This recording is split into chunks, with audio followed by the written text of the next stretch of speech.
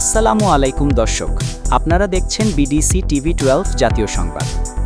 বাংলাদেশ বাউল সমিতির সভাপতি মহারাজ আবুল হোসেনকে গ্রেফতার এবং সাধারণ বাউলের উপর একদল ধর্মান্ধ তৌহিদি জনতা নামধারী গ্রুপের নেতৃত্বে নির্মম হামলার ঘটনায় দেশজুড়ে তীব্র প্রতিক্রিয়া দেখা দিয়েছে।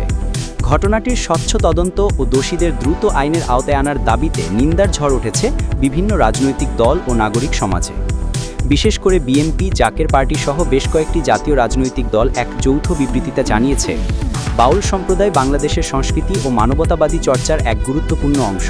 তাদের উপর হামলা সামগ্রিকভাবে দেশের সাম্প্রদায়িক সম্প্রীতি ও সাংস্কৃতিক স্বাধীনতার উপর আঘাত। রাজনৈতিক দলগুলো দাবি জানিয়েছে, ঘটনাটি পরিকল্পিত কিনা তা খতিয়ে দেখতে একটি স্বচ্ছ, নিরপেক্ষ ও দ্রুত তদন্ত পরিচালনা করতে হবে। অপরাধীদের পরিচয় যাই হোক, অবিলম্বে গ্রেফতার করে আইনের আওতায় আনতে হবে। বাউল সম্প্রদায়ের নিরাপত্তা ও সাংস্কৃতিক স্বাধীনতা নিশ্চিত করতে রাষ্ট্রকে কার্যকর ভূমিকা নিতে হবে। বিভিন্ন মানবাধিকার ও সাংস্কৃতিক সংগঠনও বলছে, এই ঘটনা বাংলাদেশের ঐতিহ্যবাহী বাউল সংস্কৃতিকে হুমকির মুখে ফেলছে। পুরো জাতি এখন অপেক্ষা করছে ন্যায় বিচার প্রতিষ্ঠিত হবে কিনা এবং বাউল সংস্কৃতির এই আঘাতের যথাযথ বিচার কি পাবে।